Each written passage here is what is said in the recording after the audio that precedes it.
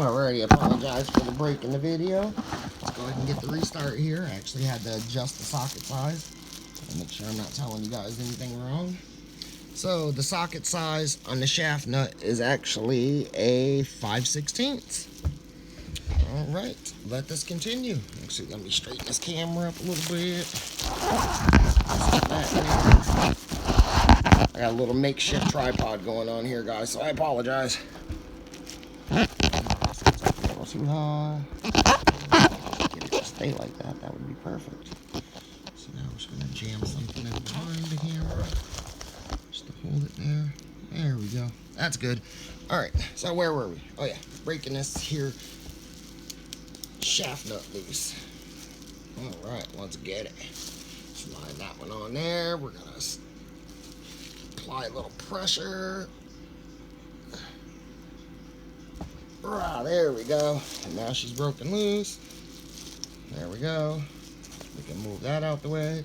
We can go ahead and take this off the back as well, because now we can just undo it the rest of the way by hand.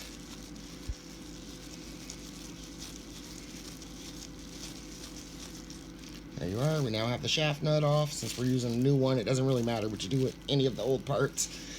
The only thing that really matters is the actual compressor, the compressor wheel itself. So now we're going to go ahead and slide this off the end. Just turn it a little bit to loosen her up. There we go.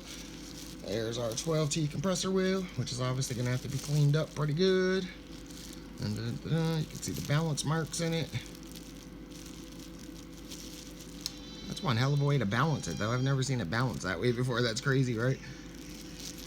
But that's what you have. It's a really weird way to balance it. I have never seen that technique before. There's no other balance marks on it, so that is obviously the balance marks. They just chipped little pieces of it off. That's weird as hell. As you can see, obviously nowadays they don't do that.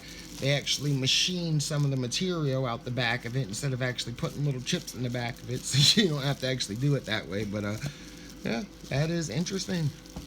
That is one interesting balance technique right there.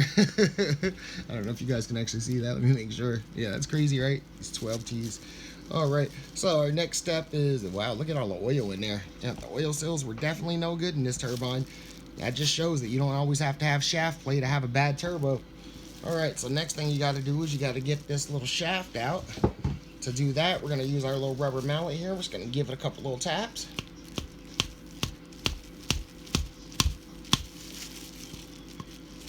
There we go. Beat the hell out of it. Alrighty.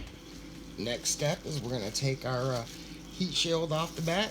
We'll go ahead and get this turbine out the way. The only thing that really matters is the compressor wheel, because that's the only thing we're using.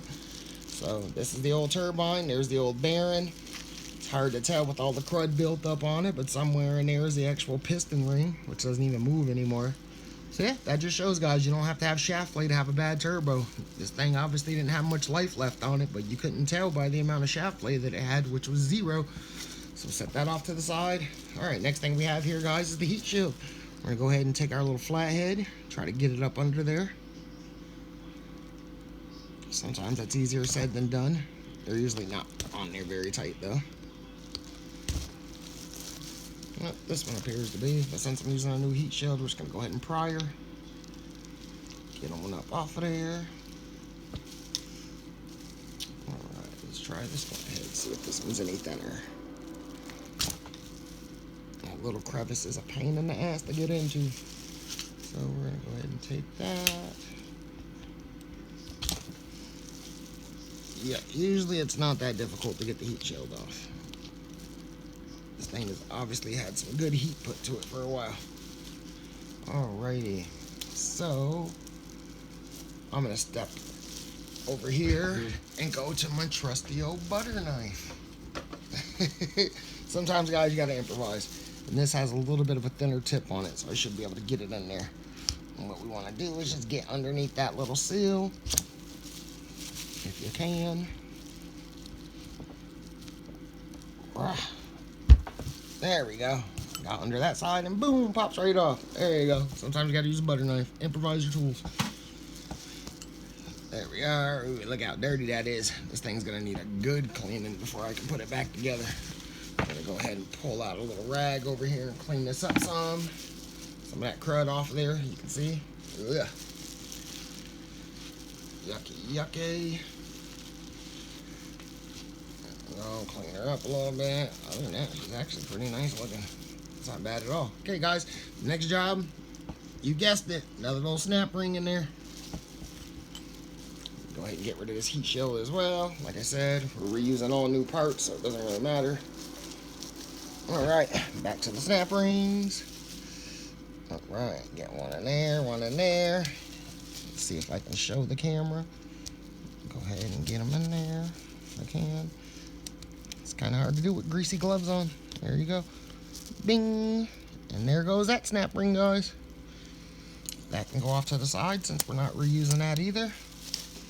Now we can get rid of our snap rings for the time being. Okay, so the next step's going to be to pry this here thrust surface out. That's where these two flathead screwdrivers come in handy. So you want to get in on each side right there, and you're going to lightly pry until you pop that sumbitch out of there, like I just did. Just got to make sure you pop it evenly from each side, otherwise it likes to get wedged in there. So we're going to tap this side back down in. And yes, guys, I am beating on the thrust surface with a screwdriver because I'm replacing it, so I don't care. There we go. And there's our thrust assembly. There you go. Look at all the oil in that sumbitch, but there's supposed to be oil running through this piece. Look at that. Yeah, I'd say somebody should have changed their oil more, guys. We can go ahead and get rid of that shit. Throw that off to the side. Next thing is our little thrust plate in there. So let me grab our little trusty old pick over here that's off camera that I forgot to add to the tool supply. Now we just have a little pick, as you can see. Dun, dun, dun, dun, nothing special.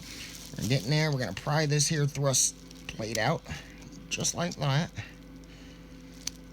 Dun, dun, dun, dun, dun. Sometimes it can be a son of a bitch, too, if you don't pull it straight out. It likes to sit on the little oil feed spot there. There we go. Tip it to the side. Get up under there. Yank that sumbitch out. Alright, we're going to go back to the flathead for this. Maybe not. Sometimes these things come out really easy, guys. Sometimes they're a pain in the ass. But I guess it depends on how much wear is on the actual turbo. Like I said, you can't really tell by just checking shaft play alone if there's anything wrong with your turbo. Because this thing definitely didn't have much life left in it. I'm sure it still created boost just fine, but not for much longer it wouldn't have. There we go. Got that sumbitch out. Let's look at the wear marks on it. Look at that fucking wear pattern. That turbo's had some mileage on it. I'd say she's probably seen about 30,000 to 40,000. Of course, the top of the, or the bottom of the thrust collar fell out. There we go. Take that piece, throw that off to the side as well, since we're not reusing it.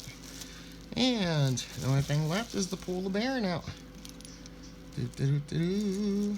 And there's the bearing. Okay, well actually that's not the only thing left. We throw it off to the side too, since that's not being reused. I don't know if you can see inside there or not, but there's one of the first oil seals. We're gonna go ahead and pick that out of there. Just like that. By oil seal. And then of course there's one more oil seal right here on the outside of the CHRA. We'll go ahead and pick that off as well.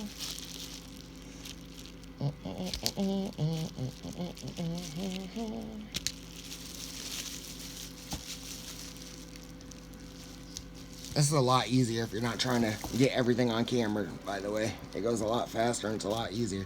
Alright, so there's the teardown. We now have a bare CHRA cartridge. Or bearing housing, should I say. It's not a CHRA anymore because it's just a bearing housing. Alright, so guys, I'm going to go ahead and pause the video here. I'm going to step off camera, give this thing a nice good scrub so we can get started with the rebuild, reassembly, etc., etc.